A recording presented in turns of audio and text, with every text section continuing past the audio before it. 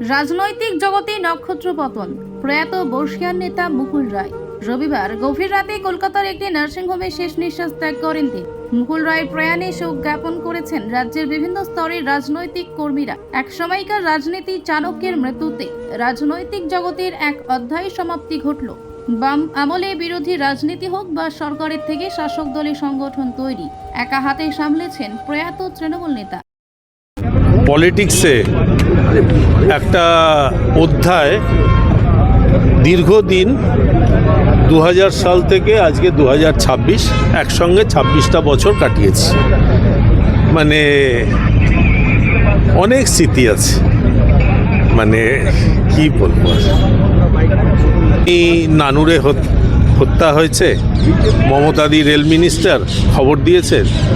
আমি একটা মানে জাস্ট এইরকম জামা প্যান্টে আমায় গাড়িতে তুলে বললো চল এক্ষুনি নানুর যেতে হবে। বিধানসভায় এলাম, পুলকদা দীপকদা এদের নিয়ে মুকুলদা বেরোলো। আমি বললাম আমার তো কিছু নেই, পরবো কি। বাড়ি গেলাম কাঁচরাপাড়া মুকুলদার, বৌদিকে বললাম একটা লুঙ্গি দাও আর একটু সেদ্ধ ভাত করে দাও, খাই। অনেক স্মৃতি আছে। কংগ্রেসের থাকার সময় থেকেই মুকুল রায় মমতা বন্দ্যোপাধ্যায়ের ছায়া সঙ্গী। 1998 সালে মমতা বন্দ্যোপাধ্যায় ও মুকুল রায়ের হাত ধরেই এই রাজ্যে জন্ম নেয় এক নতুন রাজনৈতিক দল, যার নাম তৃণমূল কংগ্রেস। এরপর থেকে 2011 সাল পর্যন্ত মমতা বন্দ্যোপাধ্যায় সমস্ত আন্দোলনের সঙ্গে ছিলেন তিনি। 2011 সালে মমতা বন্দ্যোপাধ্যায়কে ক্ষমতায় আনার পেছনে মুকুল রায়ের অবদান ছিল যথেষ্ট। এই সময় তিনি রেলমন্ত্রীর দায়িত্ব সামলিয়েছেন।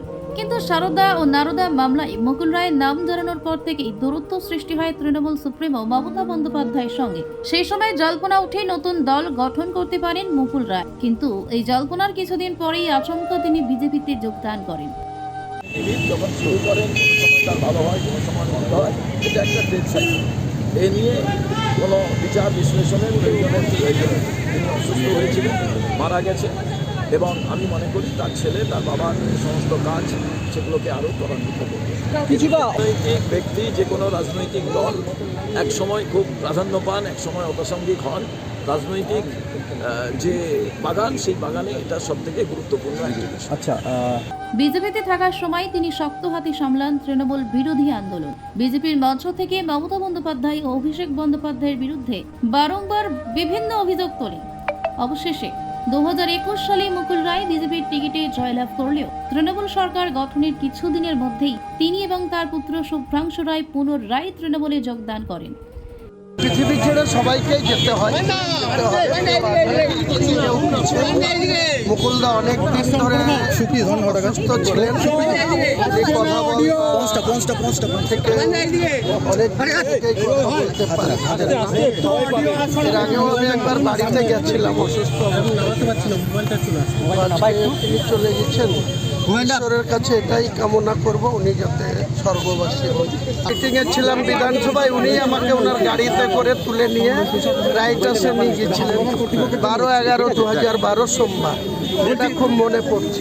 এই যোগদানের পর থেকে এক প্রকার রাজনীতির মূল স্রোত থেকে হারিয়ে যেতে শুরু করে মুকুল রায়ের নাম। শেষ কয়েক বছর বিভিন্ন সময় শারীরিকভাবে অসুস্থ থাকতেন তিনি। কলকাতার এক বেসরকারি নার্সিংহোমে দীর্ঘদিন চিকিৎসারত ছিল। অবশেষে রবিবার মাঝরাতে মৃত্যু হয় এক সময়ের রাজনীতির চাণক্য মুকুল রায়ের। তৃণমূল হোক বা বিজেপি, যে দলেই ছিলেন মুকুল রায়, সেই দলের সংগঠন সামলেছেন শক্ত হাতে। রাজ্যের বুথ স্তরের রাজনৈতিক নেতা কর্মীদের সঙ্গে সরাসরি যুক্ত থাকতেন তিনি। মুকুল রায়ের মৃত্যুতে রাজ্যের বিভিন্ন স্তরের রাজনৈতিক নেতাকর্মীরা শোক জ্ঞাপন করেছেন।